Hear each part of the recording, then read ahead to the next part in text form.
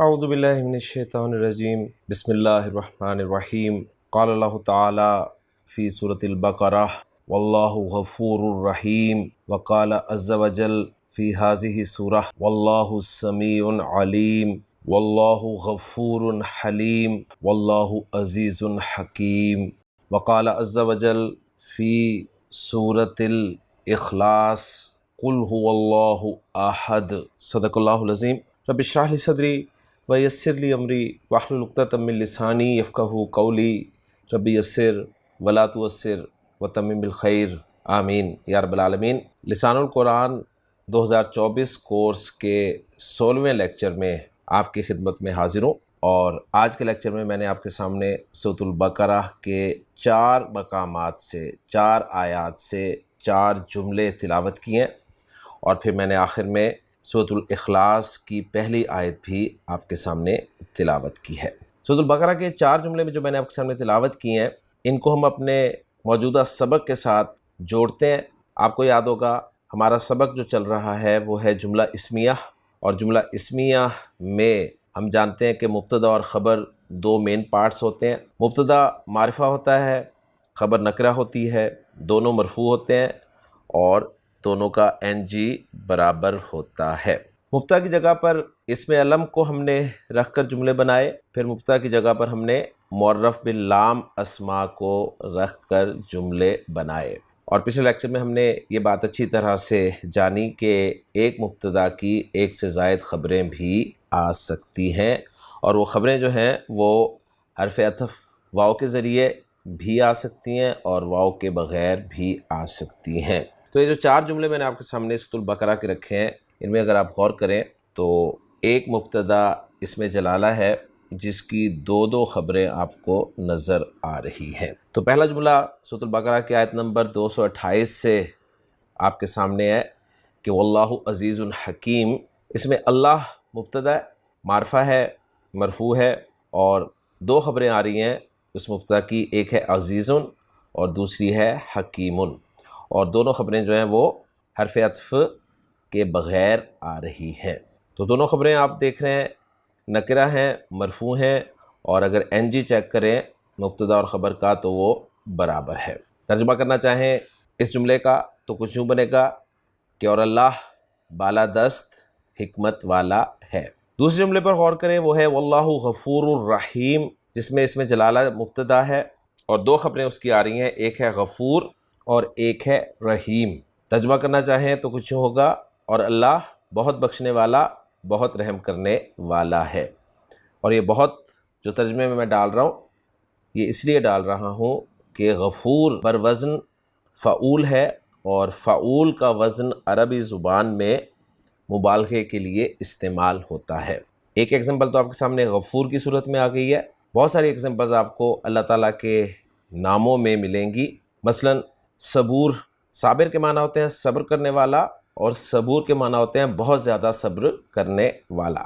شکور، شاکر کے معنی ہوتے ہیں شکر کرنے والا، اور شکور کے معنی ہوں گے بہت زیادہ شکر کرنے والا۔ اگر یہ لفظ انسان کے لیے استعمال کیا جائے تو یہ معنی ہوں گے، اور اللہ کے لیے یہ لفظ استعمال کیا جائے تو معنی ہوں گے شکور کے بہت زیادہ قدر کرنے والا۔ اس کے بعد سورۃ العادیات میں اللہ تعالیٰ نے لفظ استعمال کیا ہے کہ ان الانسان لربہ لکنود۔ تو کنود کا وزن جو ہے وہ بھی فعول کا وزن ہے، اور کنود کے معنی بہت زیادہ ناشکرے کے ہیں۔ اسی طرح کفور، یہ بھی بہت زیادہ ناشکرے کے لیے استعمال ہوتا ہے۔ اور پھر اللہ تعالیٰ نے قرآن مجید میں شیطان کے لیے ایک لفظ استعمال کیا ہے غرور، یہی وزن ہے فعول، اور غرور کے معنی ہے بہت زیادہ دھوکہ دینے والا۔ تو فعول کا وزن جو ہے عربی زبان میں یہ مبالغے کا وزن ہے، اور اسی طرح فعیل کا وزن جو ہے وہ بھی مبالغے کے لیے استعمال ہوتا ہے۔ تو رحیم کا ترجمہ بھی میں نے آپ کے سامنے بہت زیادہ رحم کرنے والا کیا ہے، اور آپ کو بسم اللہ الرحمن الرحیم میں رحیم کے ترجمے میں یہ الفاظ ملتے ہی ہیں۔ چلتے ہیں جی تیسرے جملے کی طرف۔ تیسرا جملہ ہے واللہ سمیع علیم، آیت نمبر 224 میں۔ اس میں جلالہ مبتدا ہے اور 2 خبریں آ رہی ہیں، ایک ہے سمیع اور دوسری ہے علیم، اور ترجمہ کرنا چاہیں تو کچھ ہوگا اور اللہ سننے والا، جاننے والا ہے۔ اور یہ دونوں لفظ جو ہیں یہ فعیل کے پیٹرن پہ ہیں، فعیل کے وزن پر ہیں، اور فعیل کے وزن میں آپ جانتے ہیں کہ ایک دوام ہوتا ہے، استمرار ہوتا ہے، یعنی ہر وقت سننے والا، ہر وقت جاننے والا۔ اور اس کے بعد چوتھا جملہ ہے جی واللہ غفور حلیم، اس میں اسم جلالہ ہمارا مبتدا ہے اور دو خبریں آ رہی ہیں، ایک ہے غفور اور ایک ہے حلیم۔ تو الحمدللہ یہ چار جملوں میں ہم نے دیکھا کہ ایک مبتدا کی دو دو خبریں استعمال ہوئی ہیں، اور پھر سورۃ الاخلاص کی جو پہلی آیت میں نے آپ کے سامنے رکھی ہے، تلاوت کی ہے، اس میں اگر آپ تھوڑا سا غور کریں تو اللہ احد، اگر ان دونوں الفاظ پر غور کریں، یعنی اس کو مرکب کے طور پہ لیں اور مرکب کی پہلی قسم کو سامنے رکھیں جو کہ مرکب تام ہے، یعنی معرفہ نکرہ کمبینیشن، تو اللہ احد جو ہے یہ اس کمبینیشن پہ پورا اترتا ہے۔ پھر دونوں مرفوع ہیں اور این جی بھی دونوں کا برابر ہے، لہٰذا اللہ کو ہم مبتدا قرار دے دیں گے اور احد ان کو ہم خبر قرار دے دیں گے، اور ترجمہ کرنا چاہیں اس جملے کا اس آیت میں تو وہ ہوگا جی اللہ احد ہے، اللہ یکتا ہے۔ تو یہاں پر ایک بات آپ کے سامنے اور آئے گی کہ بعض اوقات ایک آیت میں آپ کو ایک سے زائد جملے مل سکتے ہیں۔ تو یہ پوری آیت ہے جی قل هو اللہ احد، تو اس میں ایک جملہ میں نے جملہ اسمیہ آپ کے لیے نکالا ہے اور وہ ہے اللہ احد۔ اور اسی طرح سورۃ البقرہ کی جو 4 آیات کے 4 جملے میں نے ذکر کیے ہیں، تو یہ پوری آیات نہیں ہیں بلکہ ان آیات میں سے ایک ایک جملہ میں نے آپ کے سامنے رکھا ہے۔ تو امید کرتا ہوں کہ آپ اس طرح تھوڑا سا غور کر کے قرآن مجید کی آیات میں ایک مرکب تلاش کریں گے پہلے، یعنی 2 الفاظ کا مجموعہ، 2 اسماء کا مجموعہ، اور اگر وہ 2 اسماء اس کمبینیشن کے ساتھ آ رہے ہوں کہ پہلا معرفہ ہو دوسرا نکرہ ہو، دونوں مرفوع ہوں، این جی برابر ہو، تو انشاءاللہ تعالی وہ ایک جملہ اسمیہ کی صورت میں آپ سمجھ سکتے ہیں۔ امید ہے یہ انفارمیشن آپ کے لیے مفید ثابت ہوگی۔ تو اب چلتے ہیں جی آج کے لیکچر کی طرف۔ جیسا کہ میں نے آپ کو پچھلے لیکچر میں کہا تھا کہ ہم نے معرب باللام کو بطور مبتدا استعمال کرنا شروع کیا ہوا ہے، اور اگلے لیکچر میں انشاءاللہ تعالی ہم بے شمار جملے بنائیں گے معرف باللام اسماء کو بطور مبتدا استعمال کرتے ہوئے۔ تو پہلا جملہ میں آپ کے سامنے رکھ رہا ہوں جی الرجل صادقن۔ آپ بس چیک کرتے جائیے کہ الرجل معرفہ ہے، صادقن نکرہ ہے، دونوں مرفوع ہیں اور این جی برابر ہے، تو مرکب تام جملہ اسمیہ بن رہا ہے۔ ترجمہ کریں گے کہ مرد سچا ہے۔ اس کے بعد المرأۃ صادقۃ، ترجمہ ہم کریں گے عورت سچی ہے۔ اس کے بعد الطالب مجتہد، ترجمہ کریں گے ہم طالب علم محنتی ہے۔ اگلا جملہ ہے الطالبۃ ذکیۃ، ترجمہ کریں گے طالبہ ذہین ہے۔ ذکی کا لفظ جو ہے عربی زبان میں ذہین کے لیے استعمال ہوتا ہے۔ اگر یہاں پر مبتدا ہمارا الطالب ہوتا تو ہم خبر جو ہے وہ ذکی استعمال کرتے، لیکن چونکہ مبتدا ہمارا مؤنث ہے لہٰذا ہم نے خبر جو ہے وہ مؤنث ہی استعمال کی ہے، ذکیۃ۔ اس کے بعد میں کہنا چاہتا ہوں جی دروازہ کھلا ہوا ہے۔ تو دروازے کی عربی ہمیں پتہ ہے باب ہوتی ہے، اور مبتدا کی جگہ پہ ہم نے استعمال کرنا ہے تو ہم کہیں گے جی الباب، اور مرفوع استعمال کرنا ہے تو ہم کہیں گے البابو، اور کھلے ہوئے کی عربی ہمیں ملے گی جی مفتوح۔ مفتوح کو ہم مرفوع رکھیں گے تو مفتوح بن جائے گا، اور ہمارا جملہ بنے گا جی الباب مفتوح، جس کا ترجمہ ہوگا دروازہ کھلا ہوا ہے۔ اس کے بعد اگلا جملہ ہے جی النافذۃ مغلقۃ، تو آپ چیک کریں جی النافذۃ معرفہ ہے، مغلقۃ نکرہ ہے، دونوں مرفوع ہیں اور این جی برابر ہے، یعنی نمبر وائز دونوں واحد ہیں اور جینڈر وائز دونوں مؤنث ہیں۔ نافذہ کا لفظ جو ہے عربی زبان میں کھڑکی کے لیے استعمال ہوتا ہے، اور مغلق کا ورڈ عربی زبان میں بند کے لیے استعمال ہوتا ہے۔ تو کھڑکی جو کہ مؤنث ہے لہٰذا مغلق کی مؤنث ہی استعمال کی گئی ہے، اور جملہ بنایا گیا ہے النافذۃ مغلقۃ۔ ایک بات اور نوٹ کر لیجئے گا کہ کھڑکی کے لیے عربی زبان میں شباک کا لفظ بھی استعمال ہوتا ہے، لیکن شباک جو ہے وہ مذکر ہے، یہ ذہن میں رکھنا ہے آپ نے۔ اگر یہاں پر النافذہ کی جگہ میں الشباک لفظ استعمال کرتا تو میرا جملہ کچھ یوں ہوتا کہ الشباک مغلقن، کھڑکی بند ہے۔ تو النافذہ چونکہ مؤنث ہے لہٰذا اس کی خبر بھی مؤنث استعمال کی ہے، اور اگر کھڑکی کے لیے میں الشباک لفظ استعمال کرتا تو پھر خبر میں مذکر ہی لاتا۔ امید ہے بات آپ کو سمجھ میں آ گئی ہوگی۔ مزید آپ جاننا چاہتے ہیں کہ جی النافذہ اور الشباک میں کیا فرق ہے، تو اس کے لیے بہت وقت ہے آپ کے پاس، آپ گوگل پہ بھی سرچ کر سکتے ہیں، آپ اچھی ڈکشنری میں بھی اس کو دیکھ سکتے ہیں۔ اس وقت ہم فوکس کر رہے ہیں عربی قواعد پر، تاکہ ہم صحیح طور پر جملے جو ہیں وہ بنا سکیں۔ آگے چلتے ہیں جی۔ اگلا جملہ میں بنانا چاہ رہا ہوں کہ پانی ٹھنڈا ہے، تو پانی کے لیے میں مبتدا رکھوں گا لفظ جی الماء، اور ٹھنڈے کے لیے میں بارد کا لفظ رکھوں گا اور مرفوع رکھوں گا تو بن جائے گا جی باردن۔ تو جملہ بن جائے گا میرا الماء باردن، جس کا ترجمہ ہوگا پانی ٹھنڈا ہے۔ آگے میں کہنا چاہتا ہوں جی چائے گرم ہے، تو چائے کی عربی ہے جی الشایو، مبتدا بن جائے گا، اور حارن جو ہے یہ گرم کے لیے استعمال ہوتا ہے تو یہ خبر کی جگہ پر آ جائے گا، اور عربی زبان میں چائے جو ہے وہ مذکر ہے، ذہن میں رکھیے گا۔ اردو میں چائے مؤنث ہے، لیکن عربی میں چائے جو ہے یعنی الشایو لفظ جو ہے یہ مذکر استعمال ہوتا ہے، اس لیے آپ کو حارن لفظ نظر آ رہا ہے۔ اگر یہاں پر میں کہنا چاہتا کہ قہوہ گرم ہے تو عربی زبان میں میں کہتا القہوۃ حارۃن، کیونکہ قہوہ جو ہے وہ عربی زبان میں مؤنث ہے، مؤنث استعمال ہوتا ہے اس لیے کہ اس کے آخر میں گولتا آ رہی ہے، لہٰذا خبر بھی مؤنث آئے گی اور وہ ہوگی حارۃن۔ تو یہ آپ نے خیال رکھنا ہے، ہر زبان کا اپنا مذکر مؤنث ہے۔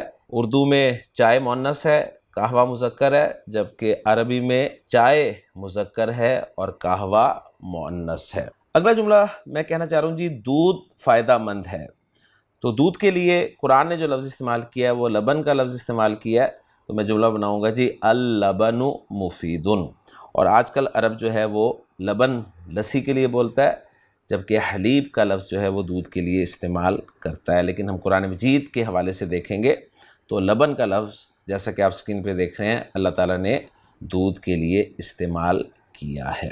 اگلا جملہ آپ کے سامنے لکھا ہوا نظر آ رہا ہے جی العلم نافع، تو سمپلی آپ اس کا ترجمہ کر سکتے ہیں۔ اب باقی ساری چیزیں آٹومیٹیکلی آپ کے دماغ میں چل رہی ہیں کہ العلم مبتدا ہے، کیوں مبتدا ایسے میں کہہ رہا ہوں کہ یہ معرفہ ہے، مرفوع ہے، نافع خبر ہے، نکرہ ہے، مرفوع ہے، اور دونوں کا این جی برابر ہے، تو مبتدا خبر آپ کا ذہن بتا رہا ہے کہ بالکل ٹھیک ہے، اور اب آپ ترجمہ کر رہے ہیں صرف کہ علم نفع دینے والا ہے۔ اس کے بعد اگلا جملہ آپ کے سامنے لکھا ہوا ہے الجو حارن۔ الجو کا لفظ جو ہے یہ موسم کے لیے استعمال ہوتا ہے، تو اگر میں کہنا چاہتا ہوں کہ موسم گرم ہے تو عربی زبان میں کہا جائے گا الجو حارن۔ اس کے بعد اگلا جملہ آپ کے سامنے لکھا ہوا ہے السیارۃ ثمینۃ۔ السیارہ گاڑی کے لیے استعمال ہوتا ہے اور ثمین کے معنی ہوتے ہیں مہنگا، تو گاڑی چونکہ مؤنث ہے لہٰذا ثمینہ ہم نے لفظ استعمال کیا ہے، اور جملہ ہمارا بن گیا السیارۃ ثمینۃ، جس کے معنی ہے گاڑی مہنگی ہے۔ اگلا جملہ ہے جی الساعۃ جمیلۃ، جس کے معنی ہے گھڑی خوبصورت ہے۔ اگلا جملہ ہے الکرسی جدید، کرسی نئی ہے۔ اور اگلا جملہ ہے الجدار قدیم، جدار کہتے ہیں دیوار کو، اور قدیم کے معنی جو ہیں وہ پرانے کے ہیں، گویا یہ جدید کا اپوزٹ ہے، تو ٹرانسلیٹ کریں گے ہم اس جملے کو دیوار پرانی ہے۔ اب اردو میں دیوار جو ہے وہ مؤنث ہے، لیکن عربی زبان میں دیوار جدار لفظ جو ہے یہ مذکر استعمال ہوتا ہے، یہ ذہن میں آپ نے رکھنا ہے۔ تو الحمدللہ جی بہت سارے جملے ہم نے بنا لیے معرب باللام اسما کو مبتدا کی جگہ پر استعمال کر کے۔ اب ایک بہت اہم پوائنٹ جو ہے وہ میں آپ کے ساتھ شیئر کرنا چاہتا ہوں، لیکن اس کے لیے آپ کو تین جملوں کے 2 سیٹس پر غور کرنا ہوگا۔ پہلا سیٹ ہے جی الرجل صالح، مرد نیک ہے، الرجلان صالحان، دونوں مرد نیک ہیں، الرجال صالحون، سب مرد نیک ہیں۔ دوسرا سیٹ ہے جی المرأۃ صالحۃ، عورت نیک ہے، المرأتان صالحتان، دونوں عورتیں نیک ہیں، النساء صالحات، سب عورتیں نیک ہیں۔ تو کوئی نئی چیز آپ کے سامنے نہیں آئی ابھی تک، جو پچھلے لیکچر میں ہم نے پریکٹس کی تھی بالکل اسی طرح سے کہ مبتدا واحد ہے تو خبر بھی واحد ہے، مبتدا مثنی ہے تو خبر بھی مثنی ہے، مبتدا جمع ہے تو خبر بھی جمع ہے، مبتدا مذکر ہے تو خبر بھی مذکر ہے، مبتدا مؤنث ہے تو خبر بھی مؤنث ہے۔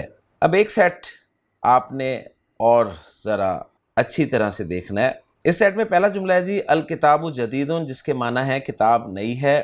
دوسرا جملہ ہے جی الکتابانی جدیدانی، دونوں کتابیں نئی ہیں۔ اور تیسرا جملہ اس میں مبتدا ہے جی الکتب، اور خبر کی جگہ پہ میں نے کویسچن مارک لگایا ہوا ہے۔ اب یہ کویسچن مارک میں نے کیوں لگایا ہوا ہے، یہ پوائنٹ میں اب آپ کو سمجھانا چاہتا ہوں۔ تو بہت اہم پوائنٹ ہے جی، یہ پوائنٹ یہ ہے کہ عربی گرامر میں جتنی بھی مخلوقات ہیں ان سب کو دو قسموں میں تقسیم کیا گیا ہے، یعنی گرامر والوں کے نزدیک مخلوق کی دو قسمیں ہیں۔ ایک قسم کہلاتی ہے جی عاقل، اور دوسری قسم کہلاتی ہے غیر عاقل۔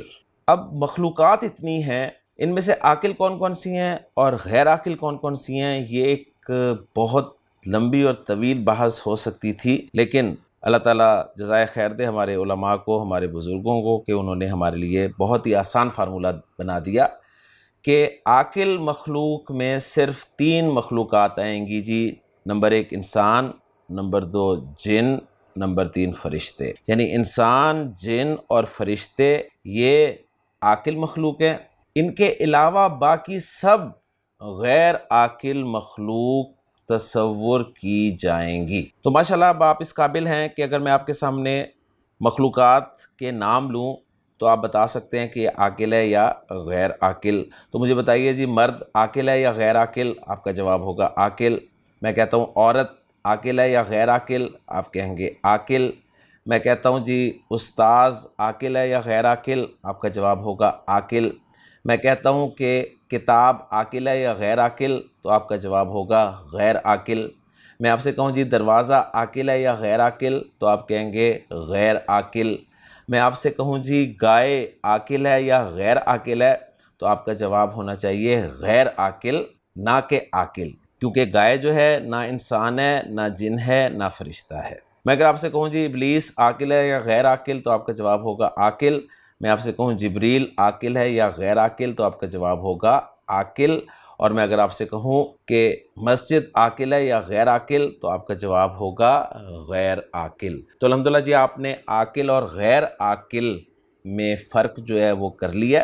تو پوائنٹ جو ہے وہ یہ ہے کہ جملہ اسمیہ میں مبتدا جب غیر عاقل کی جمع ہو، پھر سن لیجئے، جملہ اسمیہ میں مبتدا جب غیر عاقل کی جمع ہو، غیر عاقل کی جمع کی بات ہو رہی ہے، نہ تو غیر عاقل واحد کی بات ہم کر رہے ہیں، نہ غیر عاقل مثنیٰ کی بات کر رہے ہیں، صرف غیر عاقل جمع کی بات کر رہے ہیں۔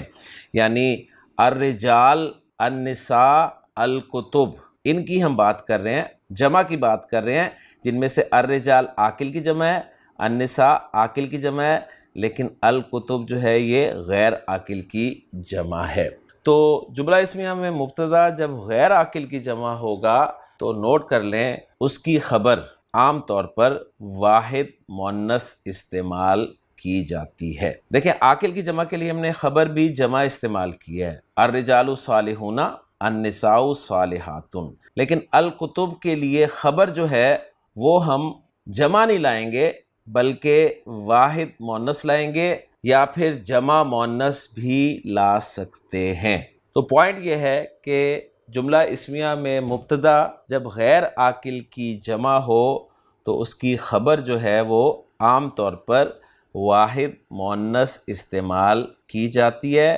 ہاں جمع سالم مؤنث بھی آ سکتی ہے یا آ جاتی ہے۔ تو اب یہ جو کویسچن مارک ہے اس کی جگہ پر آپ 2 لفظ رکھ سکتے ہیں، جدیدتن بھی رکھ سکتے ہیں جو کہ واحد مؤنث ہے، اور جدیداتن بھی رکھ سکتے ہیں جو کہ جمع سالم مؤنث ہے۔ تو پھر سیٹ ایک دفعہ دیکھ لیجئے، الکتاب جدید، الکتابانی جدیدانی، الکتب جدیدتن یا جدیداتن۔ امید ہے آپ کو پوائنٹ یہ سمجھ میں آ گیا ہوگا۔ اگر سمجھ میں آ گیا ہے تو یہ سیٹ ذرا مکمل کروا دیں۔ الساعۃ جمیلۃ، گھڑی خوبصورت ہے۔ الساعتان جمیلتان، دونوں گھڑیاں خوبصورت ہیں۔ الساعات جمیلۃ یا جمیلاتن، گھڑیاں خوبصورت ہیں۔ تو یہ بہت اہم پوائنٹ ہے جی، آپ کو یہ پوائنٹ بہت ہیلپ کرے گا انشاءاللہ تعالی آگے کے اسباق میں۔ میں پھر ایک مرتبہ آپ کے سامنے اس پوائنٹ کو دہرا دیتا ہوں کہ جملہ اسمیہ میں مبتدا جب غیر عاقل کی جمع ہو تو اس کی خبر جو ہے وہ واحد مؤنث آتی ہے عام طور پر، اور جمع سالم مؤنث بھی آ سکتی ہے۔ لسان القرآن کتاب میں آپ کے لیے یہی پوائنٹ جو ہے وہ صفحہ نمبر 60 پر دیا گیا ہے، اور ساتھ ایک چھوٹی سی ایکسرسائز دی گئی ہے کہ آپ اس ایکسرسائز کو سالو کریں تاکہ آپ اس کانسیپٹ کو اچھی طرح سے سمجھ سکیں۔ تو وہ میں آپ کے سامنے رکھ رہا ہوں جی، لسان القرآن کتاب صفحہ نمبر 60، جس میں 3 کالمز آپ کو نظر آ رہے ہیں۔ واحد والا کالم فل کیا گیا ہے، جبکہ مثنیٰ اور جمع والا کالم آپ کے لیے چھوڑ دیا گیا ہے۔ پہلا جو فل کیا گیا ہے وہ آپ دیکھ لیں، الباب مفتوحن، اس کا مثنیٰ بھی بتا دیا گیا ہے تاکہ آپ کو پیٹرن سمجھ میں آ جائے، البابانی مفتوحانی، اور جمع والا کالم جو ہے اس میں بھی پہلی ایگزامپل کو فل کیا گیا ہے تاکہ آپ کو کانسیپٹ جو ہے کلیئر ہو جائے کہ الابواب مفتوحۃ یا مفتوحات۔ تو اس پہلی ایگزامپل کی بیس پہ آپ باقی 5 ایگزامپلز جو ہیں وہ سالو کر سکتے ہیں۔ تو پہلی ایگزامپل تو ہم نے سالو کر لیا جی، الکتاب جدید، الکتابانی جدیدانی، الکتب جدیدۃ یا جدیدات، الکرسی مکسور، الکرسیانی مکسورانی، الکراسی مکسورۃ یا مکسورات۔ تو کرسی کی جمع جو ہے وہ کراسی استعمال ہوتی ہے۔ اگلا جملہ ہے جی، الغرفۃ نظیفۃ، غرفہ کمرے کو کہتے ہیں اور نظیف کہتے ہیں جی صاف کو۔ مثنیٰ والا جملہ بنے گا الغرفتانی نظیفتانی، اور جمع والا جملہ بنے گا الغرفات، یا غرفہ کی جمع مکسر بھی استعمال ہوتی ہے الغرف، اور خبر کی جگہ پہ آئے گا نظیفۃ یا نظیفات۔ اس کے بعد اگلا جملہ ہے جی، السیارۃ جمیلۃ، مثنیٰ والا جملہ بنے گا اس کا جی السیارتان جمیلتان، اور جمع والا جملہ بنے گا السیارات جمیلۃ یا جمیلات۔ اور آخری جملہ ہے جی الساعۃ کبیرۃ، گھڑی بڑی ہے، مثنیٰ والا جملہ بنے گا جی اس کا الساعتان کبیرتان، اور جمع والا جملہ بنے گا الساعات کبیرۃ یا کبیرات۔ تو الحمدللہ جی میں نے آپ کے لیے لسان القرآن بک سے ایکسرسائز بھی سالو کر دی ہے، انشاءاللہ تعالیٰ آپ کے لیے فائدہ مند ثابت ہوگی۔ یہاں پر ایک سوال میں آپ کے سامنے رکھنا چاہتا ہوں کہ یہاں پر کرسی کی جمع ہم نے جمع مکسر بنائی ہے جی کراسی۔ سوال یہ ہے کہ کراسی لفظ جو ہے یہ غیر منصرف ہے یا غیر منصرف نہیں ہے؟ تو اس سوال کا جواب ہم حاصل کرنے کی کوشش کرتے ہیں جی۔ غیر منصرف جمع مکسر کی جو ہم نے 4 ڈائز دیکھی ہیں، جو کہ آپ اس وقت اسکرین پہ بھی دیکھ رہے ہیں، مجھے بتائیے کہ کراسی ان 4 ڈائز میں سے کسی ڈائی میں فٹ ہو رہا ہے؟ کراسی کے لیٹرز جو ہیں ان کی حرکات کو ذرا نوٹ کریں۔ پہلا لیٹر زبر کے ساتھ ہے، دوسرا لیٹر بھی زبر کے ساتھ ہے، تیسرا لیٹر الف ہے۔ تو جو پہلی 2 ڈائز ہیں وہ ہمارے سامنے ہوں گی، تیسری اور چوتھی ڈائی ہم بالکل اگنور کر دیں گے۔ تو ہمارا فوکس اب پہلی اور دوسری ڈائی پر ہوگا، کیونکہ پہلی اور دوسری ڈائی میں پہلا حرف جو ہے وہ زبر کے ساتھ ہے، دوسرا حرف بھی زبر کے ساتھ ہے، اور تیسرا حرف الف ہے جو کہ کراسی میں موجود ہے۔ اس کے بعد الف کے بعد والا حرف وہ زیر کے ساتھ ہے، تو وہ پہلی اور دوسری ڈائی دونوں میں فٹ ہو رہا ہے۔ اس کے بعد کراسی لفظ کا آخری حرف یا ہے، اور اس یا پہ آپ کو شد نظر آ رہی ہے، اور شد کا مطلب یہ ہوتا ہے، آپ اچھی طرح سے جانتے ہیں کہ جس حرف پر شد ہوتی ہے اس کا مطلب یہ ہے کہ وہ حرف 2 مرتبہ ہوتا ہے، لیکن 1 مرتبہ لکھ کر اس پر شد ڈال دی جاتی ہے، اور وہ 2 مرتبہ کچھ اس طرح ہوتا ہے کہ پہلی مرتبہ اس پر سکون کی علامت ہوتی ہے اور دوسری مرتبہ اس پر کوئی حرکت ہوتی ہے۔ تو یا پہ شد ہے تو اس کا مطلب ہے یہاں پر 2 یا ہیں، جن میں سے پہلی یا ساکن ہے اور دوسری یا کا آپ نے فیصلہ کرنا ہے کہ آپ نے اس پہ اب سنگل حرکت ڈالنی ہے یا ڈبل حرکت ڈالنی ہے۔ تو اب جو جمع مکسر غیر منصرف کی ہماری پہلی 2 ڈائز ہیں ان میں سے پہلی ڈائی نکل گئی، کیونکہ پہلی ڈائی میں الف کے بعد صرف 2 حرف ہیں، اور کراسی میں الف کے بعد آپ کو 3 حروف نظر آ رہے ہیں، 1 سین ہے اور 2 یا ہیں، تو گویا جمع مکسر کی یہ دوسری ڈائی جو ہے اس میں فٹ بیٹھ رہا ہے۔ دوسری ڈائی میں الف کے بعد پہلا حرف زیر کے ساتھ ہے اور دوسرا ساکن ہے، لہٰذا اب آپ دوسری یا پر جو ہے وہ پیش پڑیں گے اور پھر دونوں یاؤں کو مرج کر کے ایک یا کی صورت میں شد کے ساتھ لکھ کر اس پر پیش ڈال دیں گے، تو یہ لفظ بن جائے گا جی کراسیو۔ تو کراسی لفظ جو ہے یہ غیر منصرف ہے، اور چونکہ اس پہ الف لام داخل ہو گیا ہے، تو جب الف لام داخل ہو جاتا ہے تو آپ جانتے ہیں کہ منصرف اسم کی تنوین بھی ختم ہو جاتی ہے، تو پتہ نہیں چلتا کہ جی منصرف ہے یا غیر منصرف ہے۔ لیکن اگر آپ اس لفظ کی ڈیپتھ میں جائیں گے تو انشاءاللہ تعالیٰ آپ کو پتہ چل جائے گا کہ یہ لفظ جو ہے منصرف ہے یا غیر منصرف ہے۔ تو اس طرح سے آپ کسی بھی جمع مکسر کو منصرف یا غیر منصرف جو ہے وہ پروف کر سکتے ہیں۔ تو میں نے آپ کے سامنے کراسی لفظ کو آج پروف کر کے دکھایا ہے کہ یہ غیر منصرف جمع مکسر ہے۔ امید ہے آپ کو یہ چیز سمجھ بھی آئی ہوگی اور پسند بھی آئی ہوگی۔ تو الحمدللہ جی، آج کے لیکچر میں ہم نے معرب باللام اسماء کو بطور مبتدا استعمال کر کے مزید کچھ جملے بنائے، اور پھر ان جملوں کے بعد ہم نے ایک اہم قاعدہ یہ پڑھا کہ اگر مبتدا غیر عاقل کی جمع ہو، غیر عاقل کی جمع کی بات ہو رہی ہے، سالم یا مکسر کی بات نہیں ہو رہی، بس غیر عاقل کی جمع ہو، تو ایسے مبتدا کے لیے خبر جو ہے وہ عام طور پر واحد مؤنث آتی ہے، لیکن جمع مؤنث بھی آ سکتی ہے۔ انشاءاللہ تعالیٰ اگلے لیکچر میں ہم معرفہ کی ایک اور قسم کو بطور مبتدا استعمال کر کے انشاءاللہ تعالیٰ جملے بنائیں گے۔ تو آپ سے ملاقات ہوگی انشاءاللہ اگلے لیکچر میں۔ اجازت دیجیے۔ سبحانک اللہم و بحمدک، اشہد ان لا الہ الا انت، استغفرک و اتوب الیک۔